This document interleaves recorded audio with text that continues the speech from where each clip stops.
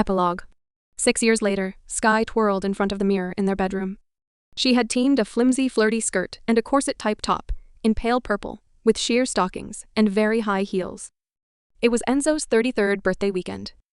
The evening before, they had partied half the night away in an exclusive Roman club with their friends. But tonight, they were having a dinner party solely for two, and she had given their staff the night off. Donning a robe to cover the outfit because she didn't want the children asking tricky questions, she went to check on them. They lived in Tuscany in the midst of beautiful rolling countryside, only a couple of miles from Enzo's grandparents, and all the facilities of the town. Their home was an architect-designed contemporary house that was extremely spacious and comfortable.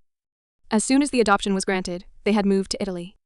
Sky had wanted Brody to have the time to become acclimatized to a new home and a new language before he started school. It had worked a treat because the children had initially picked up Italian much more easily than Sky, although she had since caught up. Enzo had moved the headquarters of the Durant Group to Florence, and now based himself there. That year, when he had first become involved in running his vast inheritance, had been a very busy one, incorporating loads of travel as Enzo acquainted himself with the different sections of the business. For a little while, she had worried that he would turn into a workaholic, but her multiple pregnancy had immediately centered Enzo's interest on staying closer to home and spending time with the children they already had, before the challenging birth of another 3 babies. Luca and Gaetano looked at her with identical Enzo-style grins and abandoned their Lego fight to climb into bed without even being told. She tucked them in. They had madly curly black hair and Enzo's eyes, and they were 4 years old. Next door, their sister, Gianna, was already cuddled up with half her cuddly toy collection in her princess bed. Gianna had green eyes like Alana and straight black hair she liked to wear in braids. When Sky and Enzo had finally decided to try for a baby, they had assumed it would take a while for her to conceive. In fact, it had happened within weeks, and they had both sunk deep into shock when they'd learned that Sky was carrying triplets. The pregnancy had been trying, and the triplets had arrived early by C-section. And now, with Brody pushing 9 and Shona 7 years old, they had agreed that their family was complete. Brody was reading in bed. Brody was always reading and quite the swot at school. "I'm nearly finished, Mum," he mumbled absently, barely looking at her. Her little brother had asked her and Enzo if he could call them Mum and Dad after he started school. He understood that he was Sky's brother, and he knew all about his late parents, but, like many children, he didn't want to be different from his peers. Resisting the urge to laugh at his uninterest, Sky went in to see Shona, who was a very pretty little girl, but a complete tomboy who modeled her wardrobe on her brother's. "Is Dad home yet?" she asked sleepily. "Not yet." Removing the robe and giving herself a last check in the mirror, Sky was heading downstairs when she heard Enzo's car, and she smiled. Enzo strode through the door, complaining about roadworks and holdups while fending off Sparky's bouncy enthusiasm. Age had yet to slow Sparky down. "Dinner awaits," she told him. As she served his favorite meal, which his grandmother had taught her how to cook, she was thinking about how happy she was. They saw a lot of Eduardo and Sophie Martelli, who had become as much Sky's family as they were Enzo's.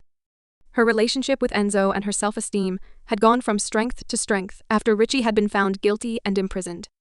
Once the arson attack, his part in it and his photograph had appeared in the newspapers, a couple of women had come forward to identify him to the police for assaulting them. But before those charges could even come to court, Richie had been killed in a prison riot. Sky hadn't wished her ex-boyfriend dead, yet there was no denying that knowing he was no longer around gave her a certain sense of relief, because she was convinced that while they were getting married in Italy, in an attempt to kill or seriously injure Enzo, Richie had cut the brake line on the SUV that had crashed. Regrettably, however, the police had been unable to find enough evidence to charge him with that crime. "That's some outfit," Enzo commented as their wine was poured, wondering what she was up to because Sky generally wore classic fashion, and there was nothing conservative about what she was wearing. The provocative garments clung to her every delicate curve and showed off her shapely legs. He settled back to enjoy his meal, dark eyes lingering on her with appreciation. Sky always liked to keep him guessing. "If only you knew," Sky teased with a secretive smile. "When do I get my surprise?" "After dinner when we go upstairs." Anticipation infiltrated Enzo and he ate fast. He had never stopped being grateful for having met Sky and her siblings in his 27th year. She had turned his life around, smoothed his reconciliation with his grandparents, and given him 5 fabulous children. He knew he had been rewarded 5 times over for stopping to help her that night on the road. "Go lie on the bed. Get comfortable," Sky instructed him tautly as she locked the bedroom door behind her.